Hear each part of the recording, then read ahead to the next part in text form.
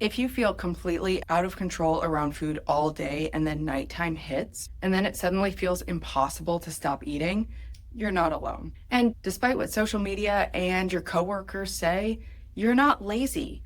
You're not addicted to food, and you're not lacking discipline. You don't just need to try harder. In fact, a lot of people who binge eat at night are actually very disciplined throughout the day, and that's exactly part of the problem. Today, I'm going to explain what's happening in your brain and body that leads you to binge eating at night. And once you understand the cause, you can actually stop blaming yourself, and you will probably see your binge eating decrease. So why does nighttime feel like it's the danger zone? A lot of people think nighttime binge eating is totally random, and it's definitely not. There's usually a very predictable pattern, and this is what I'll see in my clients, and I'm going to take you through how I usually work with my binge eating clients. Some things that are happening during the day that can lead to binge eating at night include things like restriction, or perfect eating, or feeling restricted. It can be something like overstimulation or exhaustion, or something emotional. It can even be boredom, or it could just be a habit. Maybe you've gotten in the habit of skipping meals because you think that it will help you lose weight. Maybe you're practicing something like intermittent fasting and it's actually not working for you. Maybe you're trying to be perfect or only eat foods that you consider to be good. Maybe you're avoiding carbs all day long and that's what you end up binging on at night.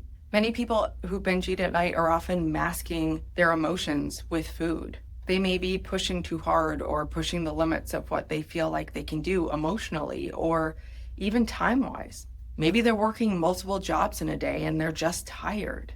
Or maybe they or you are simply not eating enough enjoyable and satisfying foods, and that's what you're looking for at night. So by nighttime, your brain is just done. You're tired. You've hit decision fatigue and you can't hold back anymore. And I don't blame you. Life can feel exhausting nowadays, and when your break consists of scrolling on social media and putting out dumpster fires, I would be done at the end of the day too. But this is when your biological drive to eat becomes louder, when your food noise becomes louder, when your drive to eat hyper-palatable foods, super sweet, salty, crunchy, fatty foods, that's when it's going to be the highest, when you're done. And honestly, biology almost always wins out. And you're not going to be the one who changes that. This is why we binge eat at night and not at breakfast. At night, your guard's down, your decision fatigue is high, stress catches up with you, and exhaustion hits. Your body also finally has access to food and maybe stillness. Think eating a bag of potato chips on the couch. One of the biggest myths about binge eating is that it is just emotional or lack of self-control. But nighttime eating is really a combination of biological restriction, mental restriction. Maybe your nervous system is dysregulated. Your stress has been high. You're seeking dopamine or something to help you feel good, provide you some sort of relief. And maybe you're also dealing with rebound hunger. You didn't eat enough earlier in the day and you postponed your hunger, which shows up with a vengeance at night. You've spent all day trying to control yourself, suppressing cravings, ignoring hunger, only for it to show up later. And it makes sense that most bingeable foods fit into a category of salty, crunchy, sweet, hyper-palatable, comforting, and emotionally rewarding. And here's something that people don't realize. The thing is, you can binge eat even if you ate enough calories throughout the day. This is because mental restriction matters too.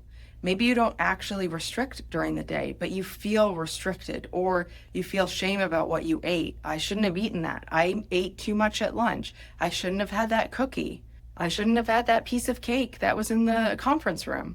That is mental restriction, which can lead to binge eating later in the day or later in the week. Your brain believes that foods are scarce, forbidden, bad, and this creates the binge restrict cycle. Do you ever get the feeling of, I don't even know why I'm eating?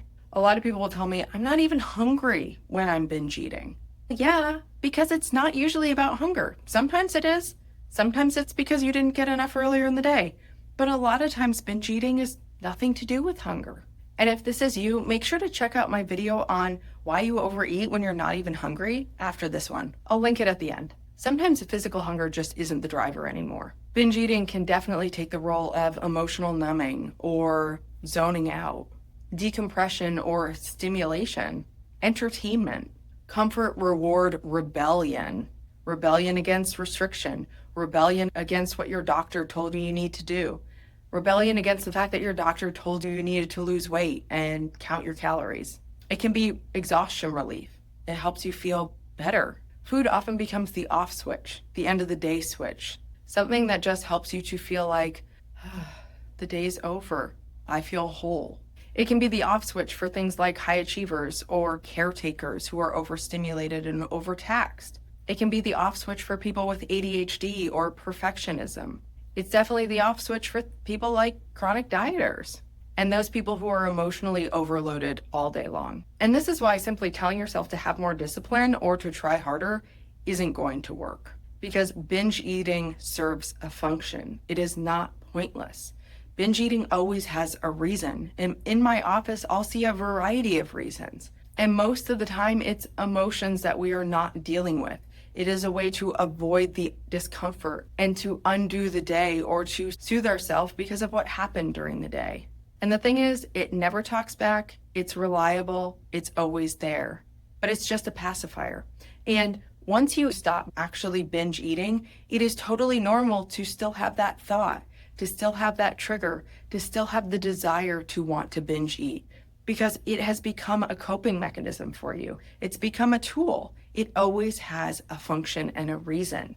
It's just about figuring out what the reason is, what you need. And sometimes it's just become a habit. But your brain or your body is always getting something from it. It's not useless. So why does restriction make it worse? This is why the cycle repeats multiple times a week or even every day. After a nighttime binge, people often think, I'm going to do great tomorrow. I'm back on the bandwagon tomorrow. Tomorrow I'm going to restrict. They wake up feeling guilty and shameful about what happened the night before. Maybe they're physically uncomfortable or they're scared that they're going to gain weight really quickly. And maybe they feel out of control. So what do? They try to undo what happened the night before, either with over-exercising or restriction, or they say, today I'm going to be perfect. Today I'm going to eat normally, which is actually code for restriction in their mind. Today they may skip breakfast, eat super clean, cut out carbs, promise to be good, and try to regain control. And that's just the same restriction that resets the whole binge cycle all over again. That's why binge eating is not just about stopping the binges. It's looking at the whole big picture. And it's about changing the entire cycle underneath and how you take care of yourself. What actually helps? Starting with curiosity and not with shame helps tremendously. Curiosity helps us to explore. You can even act childlike and just explore, what am I feeling? What do I really need? And make somewhat of a game out of it. Shame keeps the cycle alive. Guilt keeps the cycle alive. And so switching that to curiosity is the path to decreasing and ultimately getting rid of your binges. Some of the biggest things that help my clients include eating regularly throughout the day. Usually this is the first step that we take as soon as they leave my office from the first appointment. We look at eating regular meals throughout the day, maybe even eating regular meals and snacks throughout the day. Give yourself permission to eat and decrease the shame and guilt. Increasing protein and satisfaction is very helpful too.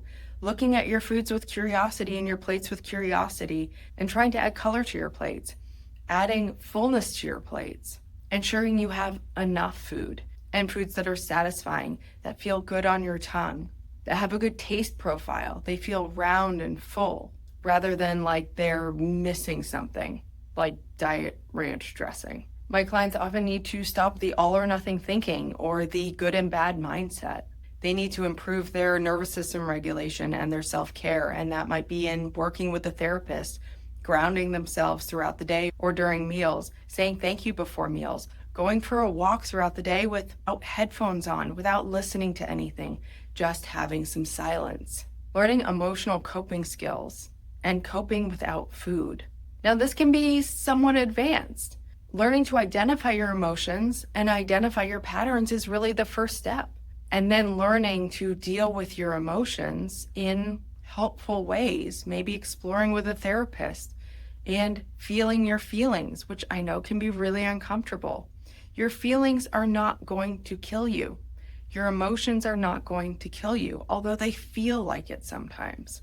And as you learn to tolerate your feelings, you can reduce your reliance on binge eating because the feelings aren't so scary anymore. They aren't as exhausting, and you're not trying to avoid them. Understanding your personal triggers, including maybe hanging out with your mom who talks about dieting all the time or makes you feel shameful, or going out to eat with particular friends who just talk about restriction and eating clean all the time. And no, this doesn't mean that you need to eat perfectly. The rules are what keep you stuck. And perfectionism is a fuel for binge eating. I think one of the reasons why people feel so alone in this is that it's not talked about enough. And sometimes binge eating is often not visible on the outside. A lot of people who suffer from binge eating are considered normal weights. They're not living in very large bodies, but there is still a great level of shame and guilt to it. And then there may be more shame and guilt if they are living in larger bodies. They feel like everybody knows, everybody judges me, everybody thinks I overeat. And so I might as well overeat and binge at night because of shame and guilt and judgment and self-judgment.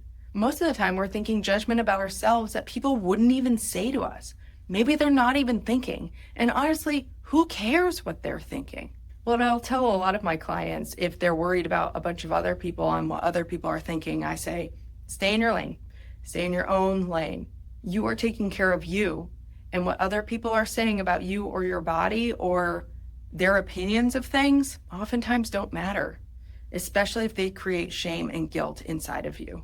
A lot of people who function at really high levels, high achievers, or very successful people find binge eating to be where they feel the most out of control. They use binge eating to cope with their perfectionism mindset. And there's even more shame and guilt because they feel like, I can control all these other things. I am achieving at all these other things. Why can't I get this right?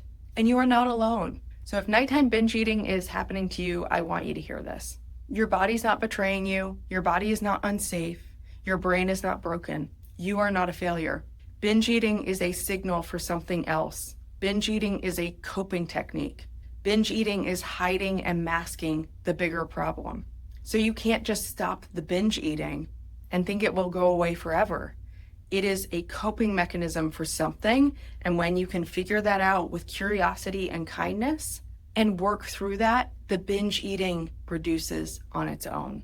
And if it's already a habit, then you can work through that too. But it was always developed as a coping technique or a soothing tool for something else. It was never about the food. If you feel like this is really resonating with you and you feel heard and it's changing your self-judgment around binging, I want you to leave me a comment. Let me know what's resonating the most or what can you relate to. And here's the next video that I referenced earlier that I think you would really enjoy watching and could be really helpful. I'll see you over there.